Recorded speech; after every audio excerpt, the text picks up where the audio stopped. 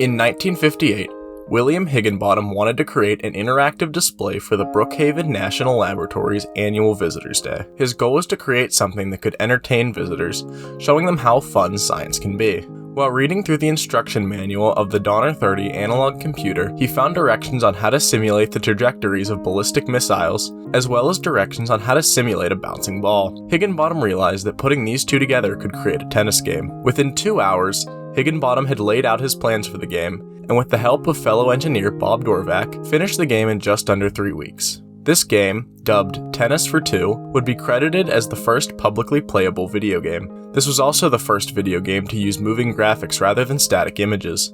Players used a box-shaped device with a button and a rotatable knob to control the game, a design that would influence controller designs for the next 2 decades. Video games continued to evolve throughout the rest of the 50s and 60s, which brings us to the beginning of a little machine that broke technological barriers and changed the electronics industry forever. This is the story of the Magnavox Odyssey. This is Odyssey, the new electronic game simulator. Rudolf Heinrich Bayer was born on March 8, 1922, in the town of Pirmasens, Germany. In 1938, at the age of 16, his family left Nazi Germany and immigrated to the United States, where he changed his name to Ralph Henry Bayer. His family settled in New York City, and he soon took up an interest in electronics. In 1941, the United States joined World War II on the side of the Allied powers, and Bayer served in the war as an intelligence officer. His job was to familiarize himself with foreign weapons and teach U.S. troops how to use them. When the war ended, he worked in the electronics industry, working for a few different technology firms. In 1951, Bayer had an idea, a system that could play video games within the home. At the time, only a handful of video games even existed, such as Alan Turing and David Champerone's Turbo Champ, so Bayer knew the idea was years ahead of its time. His idea stuck with him, however, and during the mid-1960s, Bayer took a job at Sanders Associates, where he would spend a large portion of his career. During his first few years at the company, Bayer continued to toy with his idea of a home video game system, and in 1967, Bayer, along with his friend and colleague Bill Harrison, completed a system that would become known as the Brown Box. Bayer filed a patent for his invention under the name of Video Game System. Games had to be manually programmed by flipping switches on the front of the machine anytime the system was used. To help remember what switches to flip for each game, they added a slot for index cards where they would write the names of each game and dots signifying which switches needed to be flipped for them. The games were very similar, with each switch altering the behavior of each game. 2 of these games also required additional accessories to play.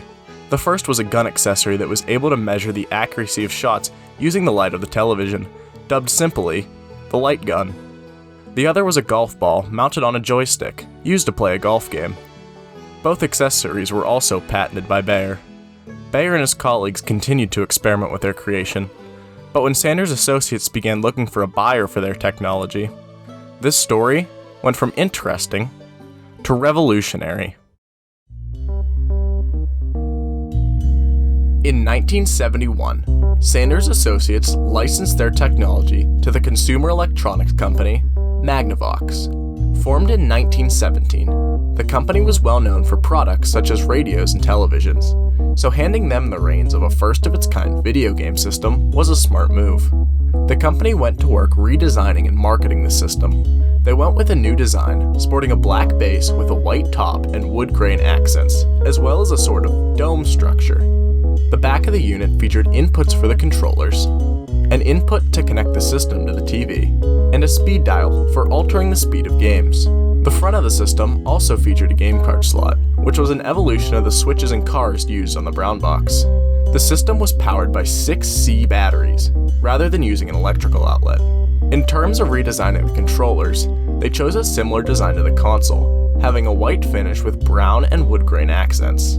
The 2 knobs on the top of the Brown Box controller were moved to the sides of the system's controller, with the left side of the controller featuring a double-decker knob design. This left the only input on the top being serve, which then became the reset button. Altogether, the system resembles a futuristic piece of technology that wouldn't be out of place in a series like Star Trek, which debuted a few years earlier.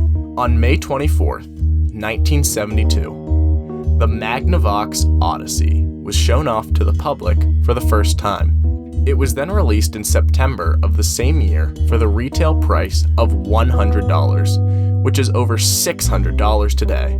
The system came packaged with several items, including stickers, dice, cards, boards, and fake money, all of which was to be used in different games. It also came with 6 game cards, as well as 2 sets of 12 overlays, one set for smaller TVs, and the other for larger TVs. Released alongside the system was a rifle accessory that came with its own set of games. This is what had come of Bayer's light gun accessory. But now, the system was on the market, and there was no going back. Magnavox had broken barriers and had essentially created the video game industry. Now, it was time to see how the market reacted. Backed by a substantial advertising campaign, including commercials featuring famous singer Frank Sinatra, the Odyssey managed to sell 100,000 units within the first year. While this may seem like a relative success, considering that the Odyssey was the first of its kind, Magnavox, and even Bayer himself, considered the sales to be a disappointment. After that, however, the system's sales began to decline further. The slowing sales may be due to the introduction of the Pong console. After Atari released Pong, the first arcade game, several companies released their own home versions of the game. These systems, alongside the Odyssey, ushered in the first generation of video game consoles. Because these systems only focused on one game, these systems were typically much cheaper, and these versions of Pong usually looked more advanced than any single game on the Odyssey. Magnavox themselves even released a few Pong consoles with the Odyssey name, such as the Odyssey 100, 200, and 300. Strangely enough, a company called General Home Products released a Pong console called the Wonder Wizard, which had the exact same bottom half as the original Odyssey, and the inside of the console was the exact same as the Odyssey 300. No one seems to know why this is, but it's an odd footnote in the Odyssey's history. After the flood of Pong consoles, as well as a few other systems more advanced than the Odyssey that could play multiple games, Atari released the Atari 2600 in September of 1977, ushering in the second generation of video game consoles. In an attempt to recapture the market, Magnavox released the Odyssey 2 in 1978, which was a console on par with Atari's 2600 console. Along with this release, Magnavox discontinued the Odyssey, ending with a total of around 350,000 lifetime sales. After the video game crash of 1983, the Odyssey 2 was discontinued, and the Odyssey name hasn't been used in video game hardware since. As for everyone else involved, well,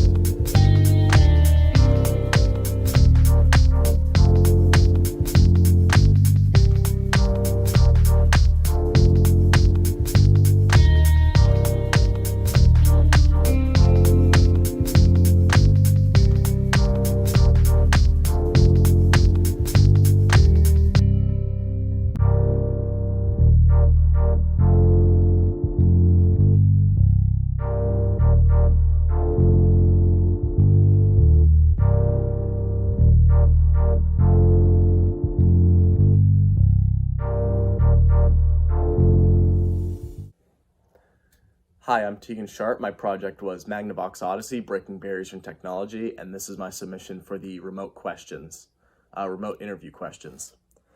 What was your most important source and why? I would say my most important source was the National Museum for American History, their website. They had a lot of really nice articles, and they were all linked together. So I think the first one I found was about the brown box, and from there they had a link to their one about the Odyssey and a link to their page about the brown box accessories. So that really helped guide my research and put the script together. What was the most important point you're trying to convey by your topic? I'd say how it started as a very small thing and ended up creating this massive industry and a huge thing like video games that are like everywhere now, that started as this very small invention that really no one thought possible. What was the most important thing you learned from completing this entry? I'd say the most important thing I learned was about the life and legacy of Ralph Baer. He was this really notable inventor, invented, first of all, the brown box, which became the Odyssey. And then also he created a bunch of other electronic toys and games. I'd say the most notable one was Milton Bradley's Simon game. That was one of his main inventions. So I'd say learning about him was the most important thing I learned. Why did I pick this topic? Well, I've been into video games since I was about 6 or 7. And from there, about end of elementary school, 5th or 6th grade, I got into video game history. And I think my interest in video game history is what sparked my interest in general history, world history. And so for this project, I was inspired by the Gaming Historian, his YouTube channel, and I decided to go back to my roots of having an interest in history and make a project about video games. How did your primary sources help you understand the topic? I'd say the way my primary sources helped me understand the topic was that they gave me an idea of what people thought of the Odyssey at the time and how it was shown off. I'd say probably my two most important resources in terms of primary sources were these 2 YouTube videos. One was an in-store advertisement for the Odyssey, and one was a compilation of 3 different commercials for the Odyssey. And I'd say that really helped me learn how it was advertised and learn more about the system without actually having to own one myself. What was the most important factors that caused the Odyssey to occur? I'd say it was Ralph Baer, his idea that he had, and his technical knowledge, and also the evolution of video games at the time.